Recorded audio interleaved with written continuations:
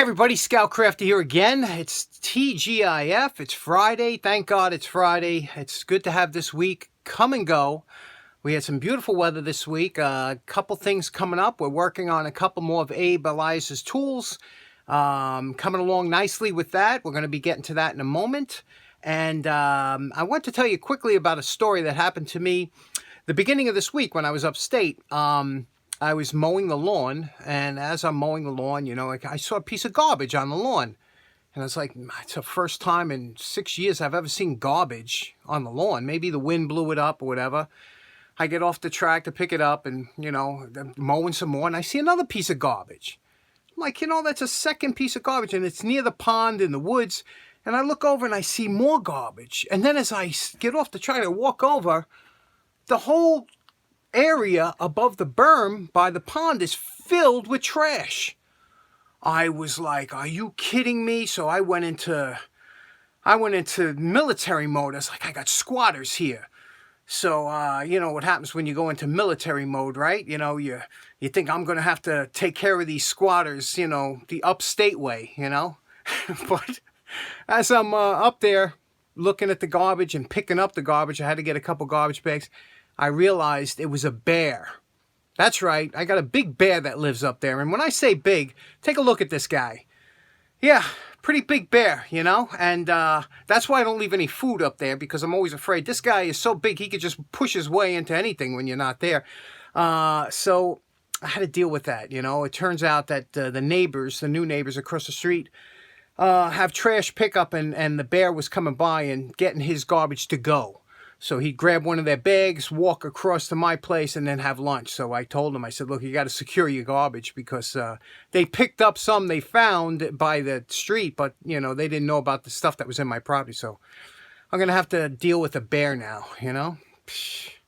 That's why, you know, upstate, it's a whole different thing. Now, I put up a sign that says no littering in big letters, and but you know how the upstate bears are. They're going to claim illiteracy. We'll see about that. Okay, for today's project, we're going to be working on Abe's Trimo wrench. We just did one of these a few months ago, or a couple months ago, and when I was looking at this wrench, you remember the one where it was all kind of, mine was kind of beat up. This one's in better shape than mine was, actually, but one thing that I did notice is that there is a washer, or was on mine, so I'm sure it's missing from this one. There's a washer that goes between the knurled thumb nut and the body of the wrench. And you can see here, there's a little bit of a play there. So we're going to have to fabricate that washer. And all it is, it's a round disc with a elongated hole that could pass over. And I don't know why they did that, but it was on my other wrench, so I think it's missing from this one. So we'll make one of those, and then we'll get to cleaning this up real quick. We're not going to do a over-the-top job, but like I said, it's a nice wrench, and it's worth keeping restored.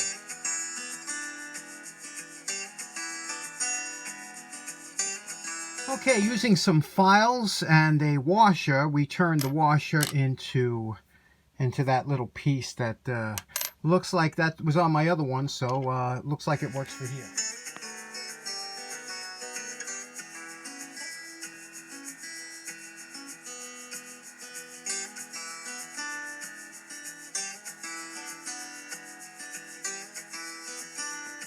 Here's our post-wire brush evaluation. You can see it's always a messy job, but first we had to take degreaser and scrub all in here, because you don't want to contaminate your wire brush. So we got all the grease out, and then we took it to the wire brush. You could see, now look at the pitting. See that there? Look at that pitting there. That's pretty bad, right? Right now you're cringing. You're like, oh, hate pitting. Hate pitting. Okay, let's look at this. It's all banged up here, see? All right, you know what that looks like. We got some serious pitting down here along the edges. Okay, now Abe has a bunch of these wrenches. You know, this is just the kind of one to throw in his collection. Like I said, he also does restorations himself, so he can, you know, he has a lot of belt sanders, things like that. But we're gonna take out, see what we can get rid of as far as some. Look at that. You know, that's the regular forging, but the pitting is what kills me. All this stuff here, you see. You know, that always bothers me. And, of course, this thing is a little buggered up.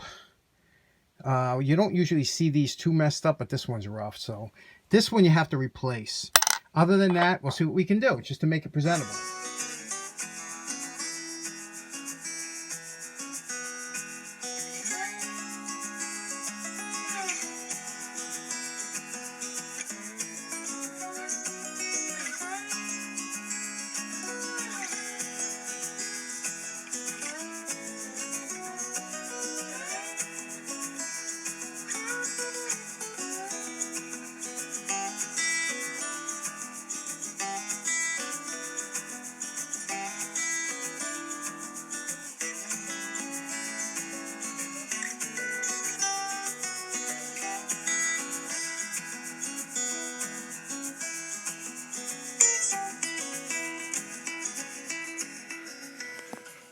Now you know my favorite part. Remember what Abe's wrench looked like before we started. And we are calling this wrench done.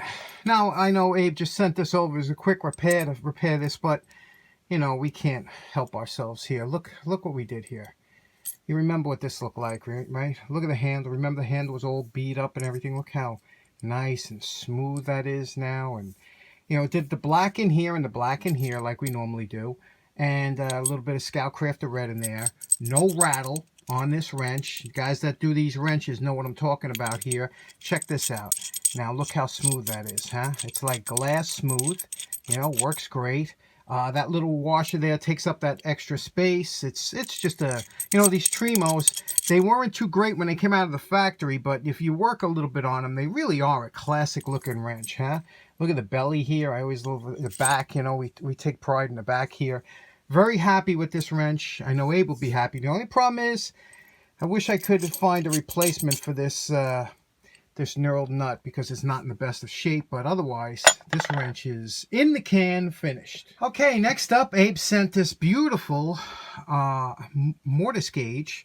Now there's two types of gauges that you see a lot of times. I must have 20 or something. I was really into these when I first started collecting tools. Let me show you just a couple. Anytime you go to a woodworking show or you go to a flea market, you're going to see one of these, and that's because these were used by carpenters and cabinet makers years ago. Everybody had one. It was, in fact, a lot of them had to make their own as part of their journeyman to get to where they are.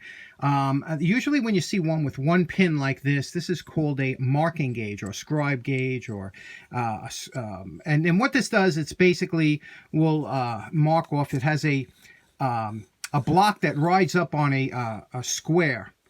And what happens is when you lock this down, you could scribe. I'll show you how this works in a while. But the main thing to remember is some of them have one, and some are very simple. This one here is very simple. A lot of times they were made from and marked. A lot of times they were made from like a beech wood or a boxwood or something that, you know, a nice tight grain wood. Here's another marking or scratch gauge you could see with the single pin. Again, the pin pushes down. Very simple gauge. You want to take a 2-inch, mark it down, and you scribe it along, and that'll give you a 2-inch line. As they got more elaborate, they used the better woods. A lot of them used the rosewood. Ebony has started to make, you know, curved areas, and they got, now this one's missing the actual, there was a little wedge that worked in here, and you could put the pin in here. Also to hang it off the top, but here's a pin on here for different markings. And again, some guys, they still make these today. And but this one here, this is one of my better ones here. This one here is you can see, well, this one's made like from probably a rosewood, or, you know, they used to make them out of, like I said, cocoa bowl or things like that, and they had brass inlay so that it wouldn't wear the wood. And they anywhere like over here, when you have this thumb screw, this is a brass thumb screw, but you see it's machined here so you won't wear out the inside. Now when you see 2 pins here, that's a mortise gauge. That's meant for marking mortise and tenons, and they're adjustable both ways. Now, the one that Abe said is probably one of the nicest ones I've ever seen, and I'll tell you why. Because and Abe, they sell these where Abe works, you know, and so he can get new ones or whatever, and they still make them nice. But look at the beautiful inlay here and this wood, and you can see up here it's got the mortise gauge here, and it's got the scratch gauge or the marking gauge on this side, so you can use it either way. And it's just, this is beautiful with the brass in it. Let's clean it up, take a look with it, and now this gauge, when taken apart, you could see, if you look over here, you could see it says Stanley, and you can see it's got the Sweetheart logo there. It says Made in USA. And now this had a little pressure plate that rides on the bottom here. You see that? This little pressure plate rides here like this, so that it doesn't make any dents in the top of it's a beautiful design whenever you have that, like I said, that brass plate there. This screw is put here that holds this from coming off, and that's all I'm going to take apart. Now I could take apart this whole mechanism, but you see these pins, I'd have to pop these pins out, and they're in there so tight and it's so smooth, there's no reason to do it. So we're just going to clean around it. Again, it's in such beautiful shape, we just want to do a nice cleaning on it. To do that, we're going to use mineral spirits and steel wool, and get rid of some of this this old-time grime.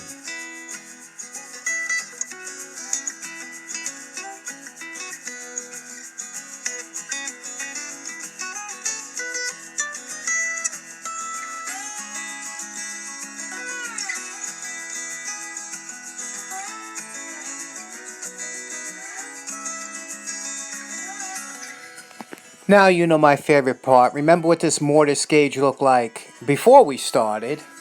And we are calling this project done. Look how nice this came out, huh? Now this is one of the nicest ones I've ever seen. And even I didn't do anything, no sanding, no anything, just a cleanup. But look how beautiful they made these scribing gauges, huh? With the brass inlay so it don't wear the wood. The brass thumb nuts. The writing plate so it don't damage the wood. This is to adjust your mortise or your tenon, width, and you see how smooth that is. I clean the threads by sticking some Scotch-Brite down there and twisting it back and forth. Look how nice this slides up here. After polishing it, I actually polished it. I used lemon oil. I've been using this for years. This lemon oil, it's a furniture treatment, and it works so good. It's such a nice finish on here. Some people use tongue oil. You know, basically any kind of oil will finish your wood. But look at that. It is just so beautiful. When they really put a lot of time and effort into making these. Here's your depth gauge. You know, over here it's increments. It's in inches, and you can see here if you want it goes 3 inches. If you wanted to, let's say, do an inch scribe on something, you would bring it up to the 1 inch mark here like this. And then if I wanted to scribe the end of a, like a piece of wood here, I want to put a 1 inch scribe, I would lay it flat here, tilt it this way. And now as a marking gauge, if I wanted to I have this set at 1 inch. Let's say I wanted to make a 1/2 inch cut, I would bring it down to 1/2 inch here. If I wanted to rip this piece of wood down to 1/2 inch, and then I would just draw this across here, holding this like this firm. I would draw this across and leave a mark onto the wood. You could see it's leaving an indentation. Now, you see that indentation there? Then, because as you get older, your eyes a little bit, you could take a pencil like this and draw it across the inside if you wanted to make that a little bit easier to see. But that will give you a 1/2 inch cut to make over here. You can, and now with the mortise section here, you would decide how thick you wanted your mortise to be. You would adjust it from the rear. Let's say we wanted, a 1/2 inch mortise, which is about there. And then we'd lock it down. And then when you draw it across here like this, let me lock this tight. When you draw it across here like this, you could make the 2 marks simultaneously. You can see we have those 2 marks here. Here's one. And again, I'm just marking a pencil in because, your eyes get... but that's basically how this tool works. But it is a beautiful tool. Again, I think this is a rosewood. Had a beautiful smell when we were cleaning it because you could smell the wood, the oil, the natural oils from the wood come up. Another nice one. Like I said, they still make these today. You can pick them up, and they're not too expensive, but they're really well made. A lot of them are made overseas. That's why. So in closing, we only have actually one more tool from Abe's to finish up. We'll try and get to that very shortly. We made some good headway on these, and thanks very much for tuning in. I hope you have a great weekend. Take care now.